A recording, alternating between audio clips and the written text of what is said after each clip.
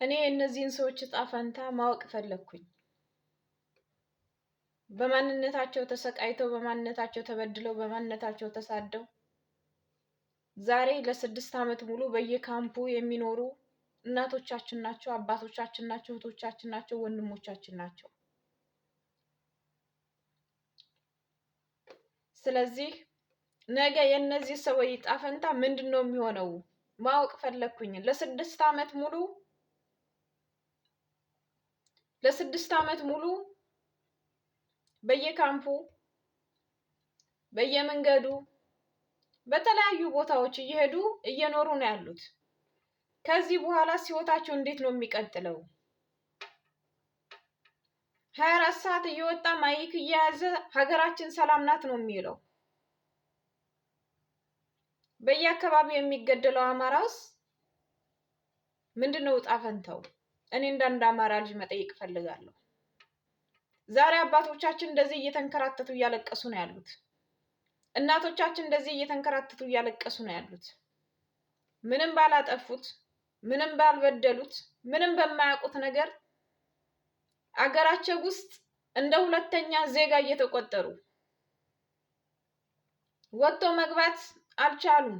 ቆምጬ ቆማጣ እያሉ እየተሰደቡ፣ ፎጣ ለባሽ እየተባሉ፣ ምድረጃ ውሳው እየተባሉ፣ ኮቴ ዱዳ እየተባሉ፣ ነፍጠኛ እየተባሉ፣ የነፍጠኛ ዘር እየተባሉ ወይም ስለ ፖለቲካ ያውቁ ወይም ስለምንም ነገር ያውቁ። እነዚህ ሰዎች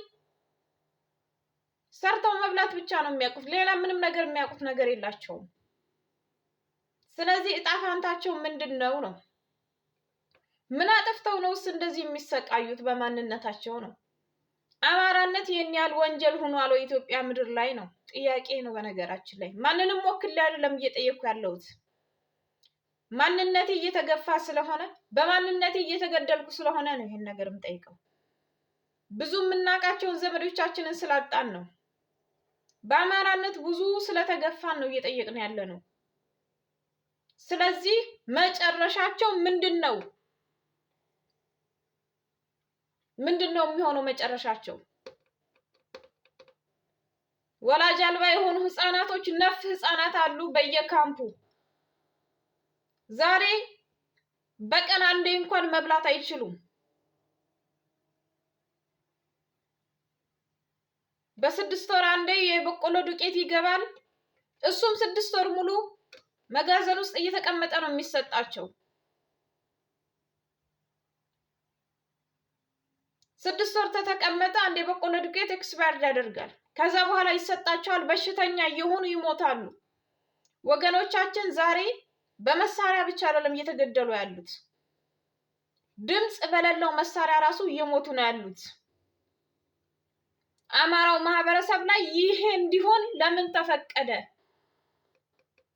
ምን ብናጠፋ ነው? ምን ብናደርግ ነው? እኛን ዛሬ ስንናገር ተናጋሪ ምናምን ታደርጉናላችሁ። ወደን አይደለም የምንናገረው፣ ፈልገን አይደለም የምንናገረው። እኔ አሁን እየተናገርኩ ያለሁት ፈልጌ ወድጄ አይደለም። እዛ ጋር እየተንከራተቱ ያሉ ወገኖች ስላሉኝ ነው። እዛ ጋር ወላጅ አልባ ሆነው የተቀመጡ ህፃናቶች ስላሉ ነው። የነሱ ዕጣ ፈንታ ምንድነው? እነዚህ ሰዎች ነገ እንዴት ነው የሚኖሩት? ያለ አባት፣ ያለ እናት፣ ያለ አክስት፣ ያለ አጎት እንዴት ነው የሚኖሩት? የነገ ህይወታቸው፣ የነገ ተስፋቸው፣ የነገ አላማቸው ምንድነው የሚሆነው ብዬ የማስብ ሰው ነኝ። ለምንስ አማራው ላይ ይሄ ሁሉ ነገር መደረግ ተፈለገ? ጥያቄ ነው። ለምን ድፍን 7 ዓመት ሙሉ እስከ መቼ ነው የሚቀጥለው ይሄ ነገር? ጥያቄ ነው። ይሄ ለምን እየታየ ዝም ተባለ? መጨረሻቸው ምንድነው የሚሆኑት?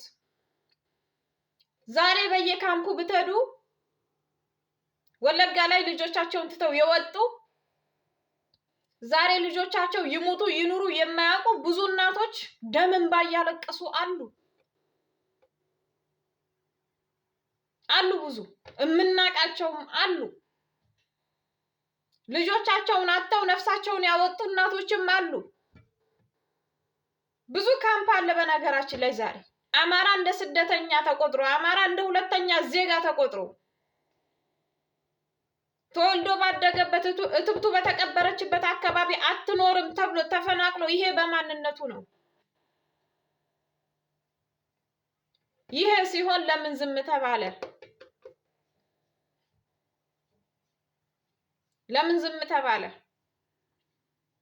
እነዚህ አባቶች መስራት እየቻሉ እነዚህ ትውልዶች መማር እየቻሉ እነዚህ ትውልዶች ሰርተው መብላት እየቻሉ በሀገራቸው ላይ እንዴት ነው መንቀሳቀስ መቻል ያቃታቸው? መታወቂያቸው እየታየ ነፍጠኛ እየተባሉ አንድ ሰው እኮ እንደፈለገው ወጥቶ የሚገባው እኮ ተወልዶ ባደገበት አካባቢ ነው አይደለም? ዛሬ ተወለጋ ተፈናቅሎ መጥቶ አዲስ አበባ ላይ ስራ መቀጠር አልቻለም። ለምን ሲባል ተያዥ አምጣ ይባላል። እናቱ ሙቶበት አባቱ ሙቶበት ተያዥ ከየት ነው የሚያመጣላችሁ? ልጁን ወላጅ አልባ ታደረጋችሁ በኋላ ተያዥ አምጣ፣ ከየት ነው ተያዥ የሚያመጣው?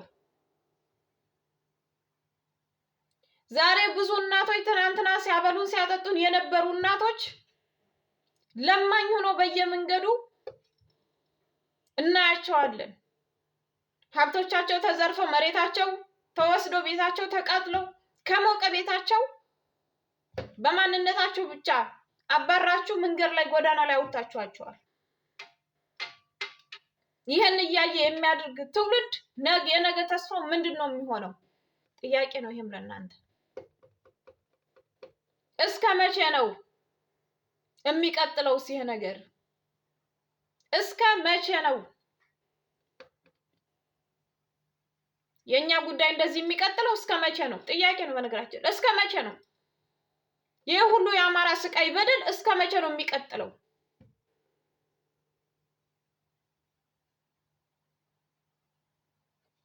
የት ነው ማለት የምፈልገው? ዛሬ እነዚህ አባቶች ሰለቻችሁን ወይ?